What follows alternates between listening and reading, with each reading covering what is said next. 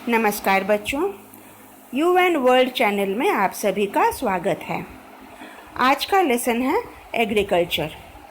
Agriculture नाम सुनते ही हमारे दिमाग में आता है हरा भरा सुंदर सा खेत, खेत में लहलहाती हुई फसल, वहाँ काम करते हुए किसान, है ना। कितनी ताकत होती है इस मिट्टी में जो हमें इतनी अच्छी खाने की वस्तुएं देती है। खाने की वस्तु के अलावा एग्रीकल्चर अलग अलग इंडस्ट्रीज़ के लिए रॉ मटेरियल भी प्रोड्यूस करती है। वो इंडस्ट्रीज़ जो कि बेस्ड होती है एग्रीकल्चरल रॉ मटेरियल्स पर, उनको कहा जाता है एग्रो बेस्ड इंडस्ट्रीज़। कुछ एग्रो बेस्ड इंडस्ट्रीज़ के नाम बता सकते हो? Name 5 agro based industries. Answer क्या होगा? Textile industry, sugar industry, T industry, coffee industry and vegetable oil industry. India में कल्टीवेशन के अलग अलग मेथड्स यूज़ होते हैं। कौन सा मेथड यूज़ होगा ये डिपेंड करता है 3 चीज़ों पर। वो 3 चीज़ें कौन कौन सी हैं? वो 3 चीज़ें हैं physical environment, technological know how and socio cultural practices. आज की डेट में इंडिया के अलग अलग पार्ट्स में 3 प्रकार के फार्मिंग मेथड्स यूज़ होते हैं। वे हैं primitive subsistence farming, intensive subsistence farming and commercial farming. क्या बोलेंगे? Primitive subsistence farming, intensive subsistence farming and commercial farming. तो ये 3 जो है इनको बोला जाता है मेथड्स ऑफ फार्मिंग या टाइप्स ऑफ फार्मिंग। इन तीनों को हम एक एक करके डिस्कस करेंगे। सबसे पहले प्रिमिटिव सबसिस्टेंस फार्मिंग। ये अभी भी इंडिया के कुछ प्रांतों में किया जाता है। ये पुरानी प्रथा है जो कि छोटे छोटे प्लॉट में पुराने औजार जैसे फावड़ा, कुदाली, खंती, इनके इस्तेमाल से किया जाता है। इस टाइप की फार्मिंग के लिए किसान मॉनसून पर डिपेंड करता है और मिट्टी नेचुरली कितनी उपजाऊ है, कितना फर्टाइल है, उस पर डिपेंड करता है। ये स्लैश एंड बर्न एग्रीकल्चर है। स्लैश एंड बर्न वो क्या होता है?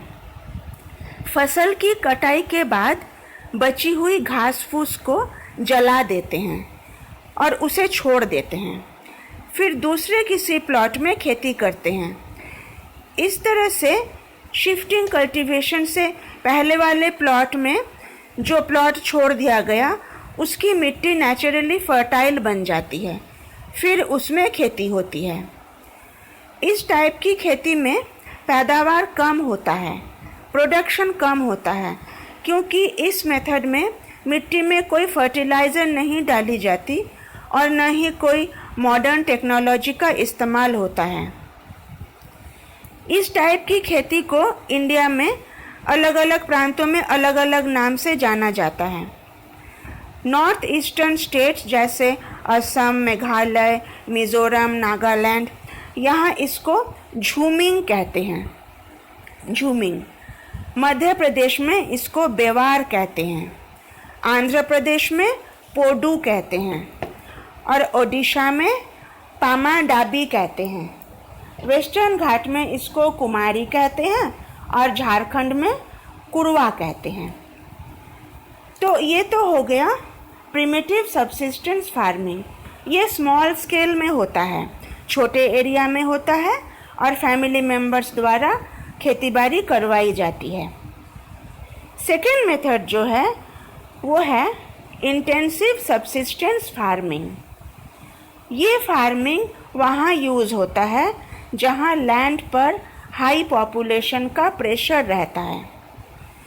यहाँ अधिक मात्रा में बायोकेमिकल खाद डाला जाता है और इरिगेशन अर्थात सिंचाई अच्छे से होती है कि पैदावार अच्छा होए।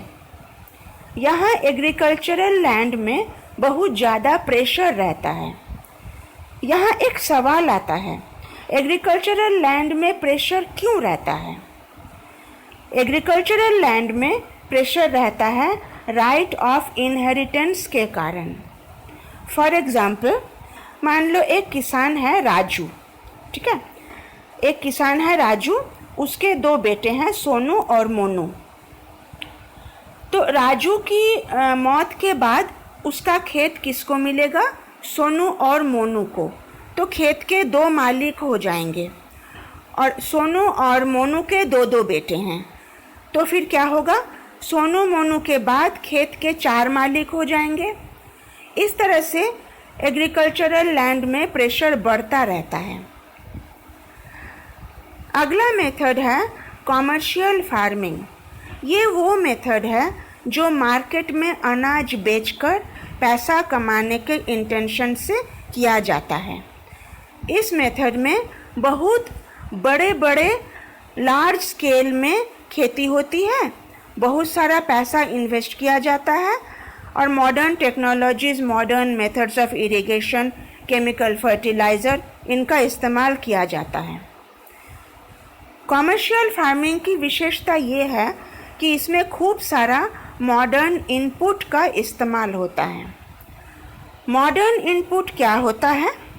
मॉडर्न इनपुट का मतलब है हायर प्रोडक्शन के लिए जिन चीज़ों का इस्तेमाल किया जाता है, जैसे high yielding variety seeds, fertilisers, insecticides, pesticides, weed killers, ये सब, इनको मॉडर्न इनपुट्स कहा जाता है।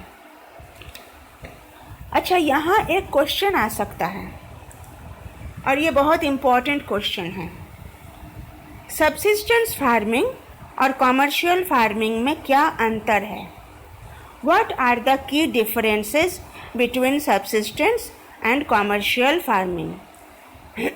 There are 5 differences, ठीक है, 5 अंतर हैं किनमें? सब्सिस्टेंस फार्मिंग और कॉमर्शियल फार्मिंग में। इनको एक एक करके डिस्कस करते हैं। नंबर वन है सब्सिस्टेंस फार्मिंग में अपनी फैमिली की ज़रूरतों को पूरा करने के लिए खेती की जाती है। कभी कभार थोड़ा बहुत बच गया तो उसको मार्केट में बेचते हैं, नहीं तो इसका मुख्य उद्देश्य होता है फैमिली की ज़रूरतों को पूरा करना। कॉमर्शियल फार्मिंग में क्या होता है?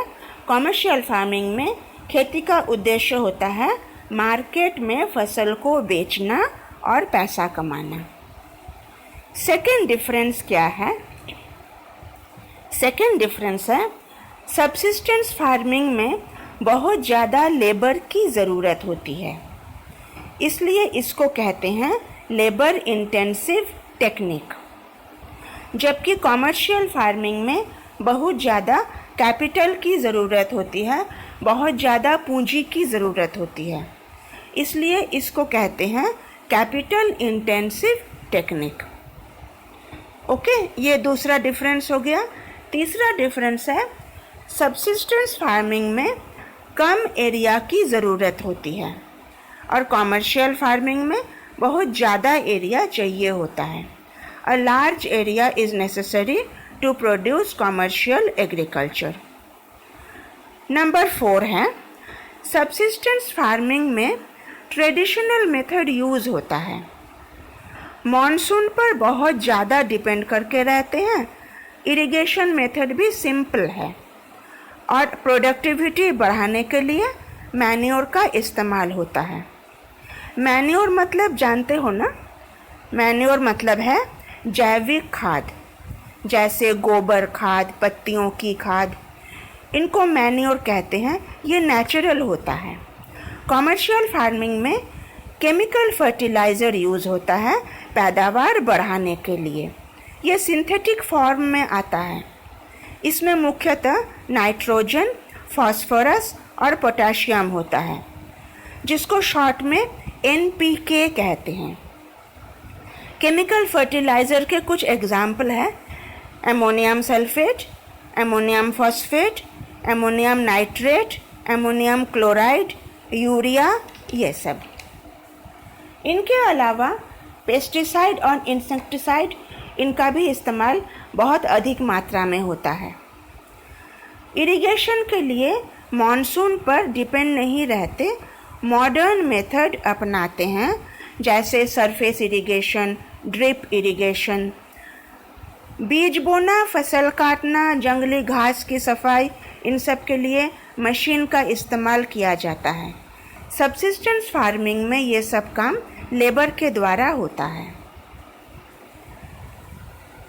पांचवा पॉइंट जो है, फिफ्थ डिफरेंस, वो है सब्सिस्टेंस फार्मिंग में जो फसल उगाई जाती है वो मेनली फूड क्रॉप्स होता है, जैसे wheat, rice, pulses, fruits, vegetables, ये सब। लेकिन कॉमर्शियल फार्मिंग में फूड क्रॉप्स के अलावा कैश क्रॉप्स भी उगाया जाता है, जैसे cotton, jute, sugar cane, tea, coffee. तो ये हो गए 5 डिफरेंसेस सब्सिस्टेंस फार्मिंग और कॉमर्शियल फार्मिंग में। उम्मीद है ये आपको बहुत अच्छे से समझ आ गया। तो बच्चों, ये था हमारा आज का लेसन, टाइप्स ऑफ फार्मिंग। ये वीडियो आपको कैसी लगी ज़रूर बताना। इस वीडियो को आप लाइक करना और शेयर करना, मेरे चैनल को सब्सक्राइब करना। तो बच्चों, मिलते हैं अगली वीडियो में। Good bye, take care.